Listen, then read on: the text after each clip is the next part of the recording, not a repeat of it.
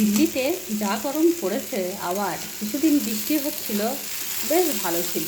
বেশ ঠান্ডা ঠান্ডা আবহাওয়া, আবার প্রচুর বৃষ্টি হলেও তখন বিরক্ত লাগছিল, তাই ভালো লাগছিল না। আবার এখানে এখন বৃষ্টি নেই, মানে প্রচুর রোদ্দুরও হচ্ছে আর প্রচুর গরম। ভালো লাগছে না, বেশি গরম হলেও ভালো লাগে না, বেশি বৃষ্টি হলেও কীরকম জিনিস। যাই হোক, এটাই তো চলতে হবে। তাই আজকে আমি বানাচ্ছি এটা আলু দিয়ে, কুঁদলি দিয়ে, পটল দিয়ে আর গাজর দিয়ে একটা সবজি করছিলাম। এটা মিক্স সবজির মতো হবে। আর সাথে বানিয়েছি আমি কলমি শাক। কলমি শাকটা আমি পেঁয়াজ দিয়ে, রসুন দিয়েই বানিয়েছি, কাঁচা লঙ্কা দিয়ে।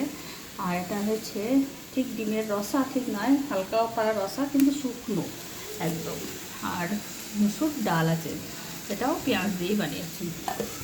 তো আজকে আমি সব কিছু পেঁয়াজ দিয়েই বানিয়েছি, কারণ অন্যদিন আমার পেঁয়াজ দিয়ে অত খাওয়া হয় না।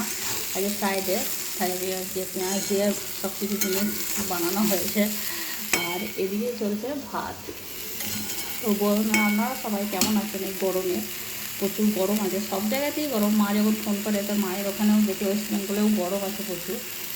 আবার সবার শরীর খারাপ করছে। সবাই সুস্থ থাকবেন, ভালো থাকবেন, সাবধানে থাকবেন। যে আবার পরে দেখা হবে।